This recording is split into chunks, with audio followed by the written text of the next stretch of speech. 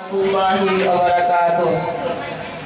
إن الحمد لله وحده والصلاة والسلام على من لا نبي بعد أما بعد أعوذ بالله من الشيطان الرجيم بسم الله الرحمن الرحيم اقرأ باسم ربك الذي خلق خلق الإنسان من علق اقرأ وربك الأكرم الذي علم بالقلم علم الإنسان ما لم يعلم.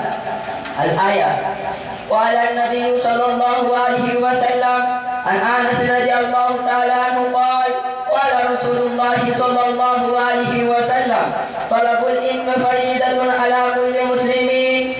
ہر قسم کے تمام تعریف اللہ رب العالمین کے لیے ہے جو سارے جہان کا پروردگار ہے. درود و سلام نازل ہو محمد صلی اللہ علیہ وسلم پر اور اس کے اہل عیال پر اور اس کے تمام محمدیہ پر. جناب صادران جمعہ حاضرین مجلس محترم سامعین کرام استاد المکرم، میں آپ کے سامنے اس سالانہ انجمن پر جس موضوع پر بولنا چاہتا ہوں اس کا نام ہے علم کی اہمیت. میرے اسلامی بھائیوں، ابھی آپ کے سامنے جو آیت کریمہ پڑھی گئی ہیں یہ وہ سب سے پہلی وہی ہے جو محمد صلی اللہ علیہ وسلم پر اس وقت نازل ہوئی جب آپ صلی اللہ علیہ وسلم دار حرا میں عبادت میں مصروف تھے کہ آسمان جبرائیل علیہ السلام آپ صلی اللہ علیہ وسلم کے پاس آئے اور کہنے لگے اے محمد پر. آپ صلی اللہ علیہ وسلم نے فرمایا میں تو پڑھا ہوا نہیں ہوں. جبرائیل علیہ السلام نے آپ صلی اللہ علیہ وسلم کو پکڑ کر بھیجا اور کہا اے محمد پر.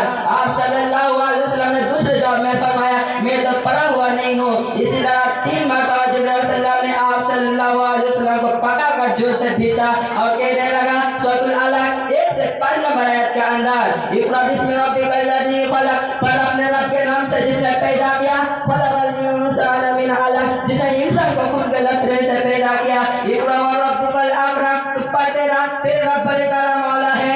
الذی علم بالقلم، جس نے قلم کے ذریعے علم کو سکھایا. علم الانسان ما لم یعلم، جس نے انسان کو وہ سکھایا جیسا وہ نہیں جانتا تھا. ان آیت کریمہ میں علم حاصل کرنے کے لیے آپ صلی اللہ علیہ وسلم کو تاکید کے ساتھ حکم دیا گیا، ساتھ ہی علم حاصل کرنے کے آداب بھی بتا دیے گئے اور قلم کی ضرورت بھی بتا دی گئی جس کے استعمال سے انسان علم میں کامیاب حاصل کرتا ہے. علم حاصل کرنا انسان کے لیے کتنا ضروری ہے. اللہ تعالیٰ نے قرآن مجید میں بار بار علم اور عالم کی اہمیت اور فضیلت کا تذکرہ کیا ہے. سورۃ البقرہ 33 آیت کے اندر اللہ تعالیٰ نے فرماتا ہے وَإِذْ قَالَ رَبُّكَ لِلْمَلَائِكَةِ إِنِّي جَاعِلٌ فِي الْأَرْضِ خَلِيفَةً قَالُوا أَتَجْعَلُ فِيهَا مَن يُفْسِدُ فِيهَا وَيَسْفِكُ الدِّمَاءَ وَنَحْنُ نُسَبِّحُ بِحَمْدِكَ وَنُقَدِّسُ لَكَ قَالَ إِنِّي أَعْلَمُ مَا لَا تَعْلَمُونَ. اور جب تیرے رب نے فرشتوں سے کہا میں زمین میں خلیفہ بنانے والا ہوں تو انہوں نے کہا ایسے شخص کو تیر کو اجازت ہے جو زمین میں فساد کرے اور خون بہائے اور ہم تیری تسبیح حمد اور پاکیزگی بیان کرنے والا ہوں. تو اللہ تعالیٰ نے فرمایا جو میں جانتا ہوں وہ تم نہیں جانتے. وَعَلَّمَ آدَمَ الْأَسْمَاءَ كُلَّهَا ثُمَّ عَرَضَهُمْ عَلَى الْمَلَائِكَةِ فَقَالَ أَنبِئُونِي بِأَسْمَاءِ هَؤُلَاءِ إِن كُنتُمْ صَادِقِينَ. اللہ تعالیٰ نے حضرت آدم علیہ السلام کو تمام نام سکھا کر ان چیزوں کو فرشتوں کے سامنے پیش کیا اور فرمایا اگر تم سچے ہو تو ان چیزوں کے نام بتاؤ.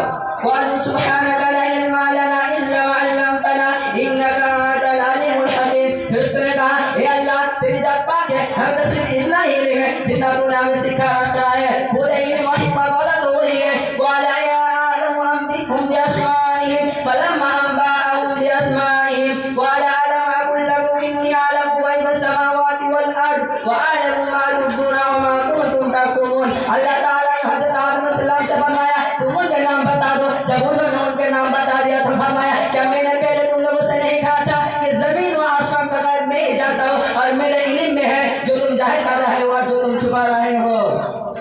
عنایت کریمہ میں علم حاصل کرنے کے آپ صلی اللہ علیہ وسلم کو فضیلت علم کی کو ٹھہرایا. حضرت آدم علیہ السلام کو ایسی صلاحیت و فضیلت کر دی تھی کہ وہ سارے دنیا کے علوم اور فنون سیکھنے کے قابل ہوں گے. فرشتے اس صلاحیت سے معلوم ہے اس لیے اللہ تعالیٰ نے فرشتوں سے حضرت آدم علیہ السلام کو سامنے سجدہ رضا ہونے کو کہا. عن انس رضی اللہ تعالی عنہ قال قال رسول اللہ صلی اللہ علیہ وسلم طلب العلم فریضۃ علی کل مسلم. انس رضی اللہ تعالی عنہ سے روایت ہے کہ نبی صلی اللہ علیہ وسلم نے ارشاد فرمایا علم حاصل کرنا ہر مسلمان پر فرض ہے چاہے مرد ہو یا عورت اور نہ ہر کوئی علم کی تعلیم دینا ایسے ہی جیسے کوئی شخص خنزیر کے گلے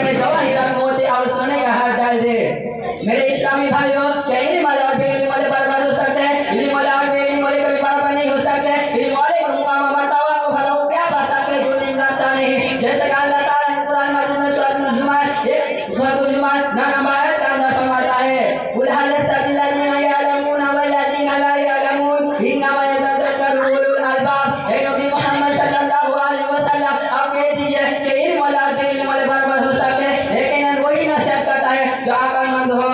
آخر میں اللہ تعالیٰ سے دعا ہے یا اللہ تعالیٰ ہم سب مسلمان بھائی کو علم